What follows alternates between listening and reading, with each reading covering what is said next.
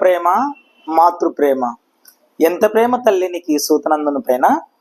మరి నాడెక్కడ దాచావమ్మ ఇంత ప్రేమని? కన్న కొడుకు ఏమయ్యాడని పరిశీలించక పరితపించక హాయిగా పెళ్ళాడి ఎవరెవరికో పిల్లలు కన్నావే, నాడెక్కడ ఏడ్చిందమ్మా ఈ ప్రేగు సంబంధం?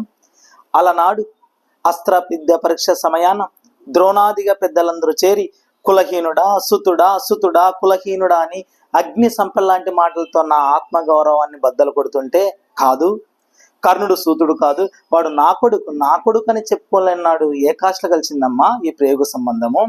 ఇప్పుడు ఈ కర్ణుడు ఒక రాజు అయ్యాడు కనుక నీ కొడుకుల పాలిట రాసి రంపాన యమధర్మరాజు అవుతాడు కనుక ఇప్పుడు వచ్చి కళ్ళ నీరు నింపుకుంటున్నావే, ఇది మాతృప్రేమేనా తల్లి?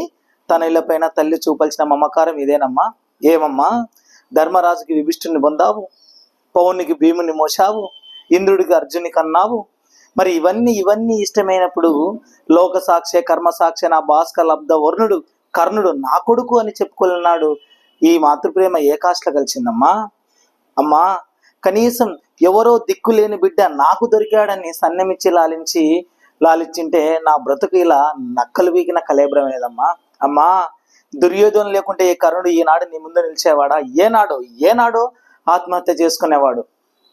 రాజమాతం తనదైన కనుసందుల కౌరవ సామ్రాజ్యం ఎలమని మకుటం లేని మస్తకాన్ని నా కిరీటాన్ని ఉంచిన మహారాజమ్మ నా కౌరవమయుడు.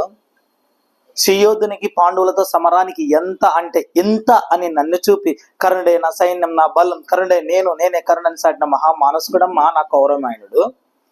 అమ్మా, తన భార్య కొంగు లాగిన నా తొందరపాటును కూడా స్వీకరించి నా పక్షాన క్షమాపణ అడిగిన స్నేహమూర్తమ్మ నా కౌరవమేనుడు.